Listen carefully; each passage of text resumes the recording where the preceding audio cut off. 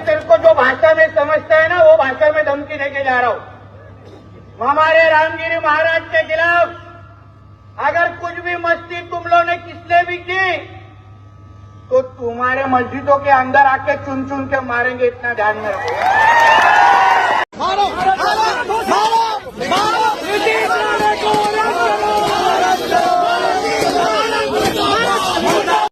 Maharashtra BJP leader Nitish Rane के मुसलमानों के खिलाफ दिए गए बयान के खिलाफ मजम्मत बड़े पैमाने पर हो रही है। न सिर्फ मुसलमान बल्कि मुख्तलिफ मजहब के लोग भी लगातार नीतीश राणे के बयान की मजम्मत कर रहे हैं। कई जगह पर नीतीश राणे के खिलाफ एफआईआर दर्ज किए गए हैं।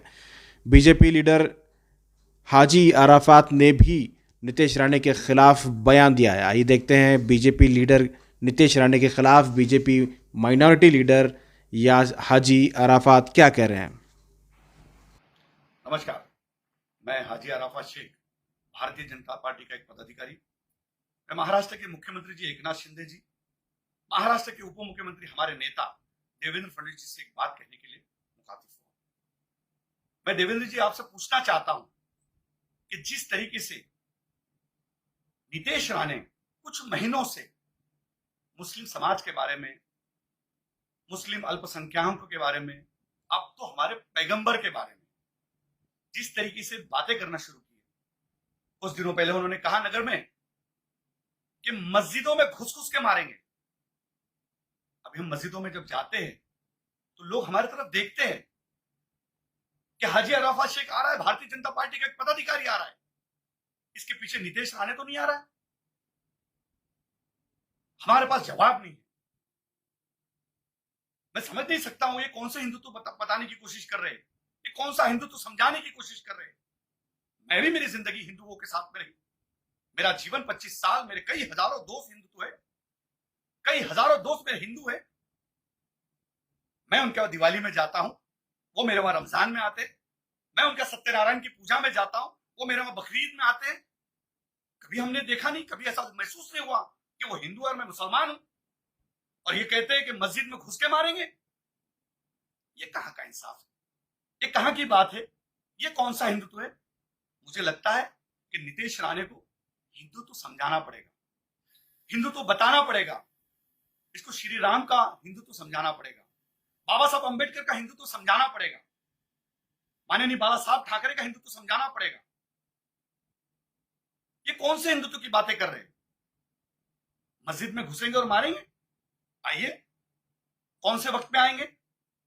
मैं कुरला में रहता हूं, फजर की नमाज में आएंगे, जोहर की नमाज में आएंगे, असर की नमाज में आएंगे, ईशा की नमाज में आएंगे, मगरिब की नमाज में कब आएंगे। आइए, हम आपका फूलों से स्वागत करेंगे।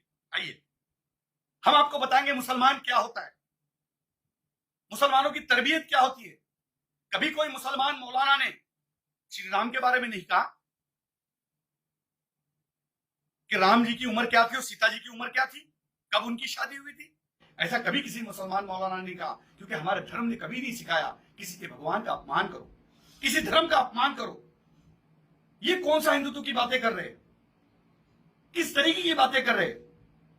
जब वो बोल रहे थे तो मैं देख रहा था कि उनसे बड़ा माइक था, उनके पैजामे से बड़ी उनकी जबान चल रही थी। छोटे बुल्ली के बच्चे,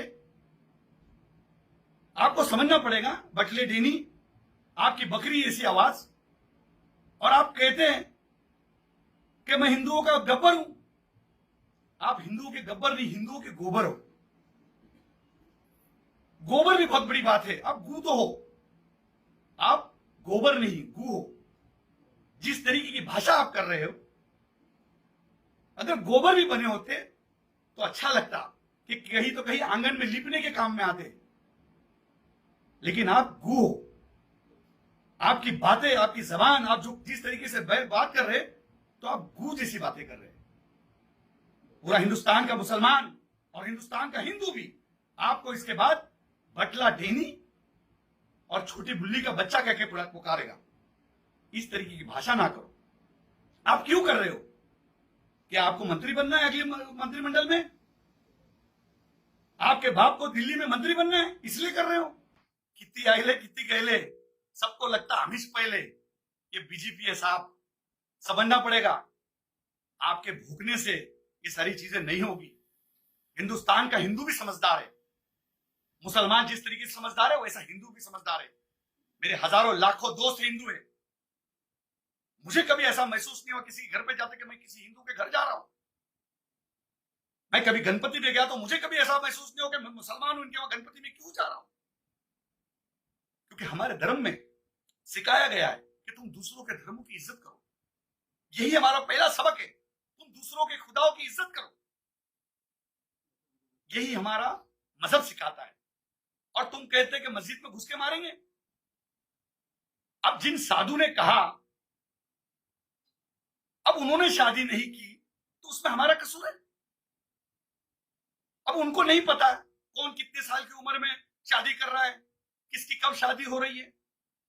लेकिन हमारे पैगंबर के बारे में अगर इस तरीके की बात करेंगे तो ये ठीक बात नहीं है। माननीय मुख्यमंत्री एकनाथ शिंदे जी ने भी इसके ऊपर ध्यान देना चाहिए और मेरे नेता देवेंद्र फडणवीस जी ने इसके ऊपर ध्यान देना चाहिए। देवेंद्र जी, आपको पूरा हिंदुस्तान के लोग हर कोई पसंद करता है। आप महाराष्ट्र की शान हो, हमारा आदर हो, रिस्पेक्ट हो, आपको लोग चाहते। आप जब कोरोना में बीमार हुए थे कई मुसलमानों ने आपके लिए दुआ की, दरगाहों पे चादर पेश की, हाजी अली पे दुआएं की गई कि देवेंद्र जी जल्दी ठीक हो जाए। और ऐसे लोग अपनी पार्टी का नाम खराब कर रहे हैं। ऐसे लोगों को चुप बिठाइए, इसके आगे समझाइए। हम मस्जिदों में जा नहीं सक रहे कि लोग हमारी तरफ गलत तरीके से देख रहे कि देखो ये बीजेपी वाला आया और इसके पीछे बीजेपी वाला कोई कहता है कि मस्जिदों में मारेंगे। हम मुसलमानों ने, पूरे हिंदुस्तान के अल्पसंख्यक समाज के मुसलमानों ने क्या करना चाहिए? ये क्या साबित करना चाह रहे? मैं नीतीश राणे से कहूंगा कि इस तरीके की भाषा ना करो। ऐसा ना हो कि और भी लोग इस तरीके की भाषा करना शुरू करें। आप जितने हैं उतने ही रहो। आप जब बात करते हो तो ऐसा लगता है कोई तीसरी चौथी का बच्चा बात कर रहा है। माइक से तो छोटे दिखते हो आप, आपसे बड़ा तो माइक दिखता है। इसलिए मैं कहता हूं आप छोटी बुल्ली के बच्चे हो और ज्यादा ना बोले, अच्छी बात नहीं है। ये मैं जितनी सारी बातें रखा हूं एक मुंबई के एक तहजीब वाले अंदाज में रखा हूं। मैं जिस तरीके से हूं, जिस तरीके से मेरी भूमिका है, जिस तरीके से मेरे आंदोलन है, जिस तरीके से मेरा पॉलिटिकल करियर है, अगर मैं उस भाषा में आ गया तो आप कभी भी कोई स्टेज पे बोल नहीं पाओगे। मैं 30 लाख खाटिक समाज का अध्यक्ष हूं, ऑल इंडिया सूफी बोर्ड का अध्यक्ष हूं। हजारों पीर मेरे साथ में, लाखों मुसलमानों की दुआ है। अगर इस तरीके की भाषा करते रहेंगे तो बहुत सारी बातें हमको भी करना पड़ेगी। आपकी शुरुआत कहां से हुई, आपके पिताजी की शुरुआत कहां से हुई, ये सब बोलने मत लगाओ। इसीलिए मैं कहता हूं कि इसके बाद बस, अब इसके बाद नहीं बोलना। एक भी वर्ड हमारे पैगंबर की गुस्ताखी हम नहीं सहेंगे। मैं इस पार्टी में रह के काम कर रहा हूं, हजारों लोगों को जोड़ रहा हूं, हजारों लोग मेरे साथ मुसलमान जुड़े हुए, और उनका जवाब मेरे पास अगर इस तरीके का होगा तो ये बात ठीक नहीं होगी। इसके बाद पैगंबर की शान में जरा भी गुस्ताखी नहीं चलेगी। ये मैं आपको सामने से बताने आया हूं। आप कहते हैं मैं गब्बर हूं, गब्बर हूं। आप गब्बर नहीं, गोबर हो। और गोबर ने गोबर जैसा रहना चाहिए। आप गू तो हो पर गाय का गू बन जाओ भाई, कुत्ते का गू क्यों बन रहे हो और बदबू फैला रहे हो? ये सब ना करो। मैं एक पार्टी का एक पदाधिकारी नाते आपको समझाने की कोशिश कर रहा हूं। ऐसा ना हो कि और जबान निकले और कोई बातें तहजीब के बाहर चले जाए। इसलिए मैं आपको कह रहा हूं कि इसके बाद बस हो गया।